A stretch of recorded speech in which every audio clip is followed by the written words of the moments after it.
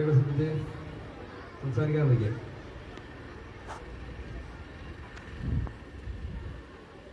നിങ്ങൾക്ക് അവിടെ അധിക സമയം നിൽക്കാനുള്ള ബുദ്ധിമുട്ടുണ്ട് അല്ലേ?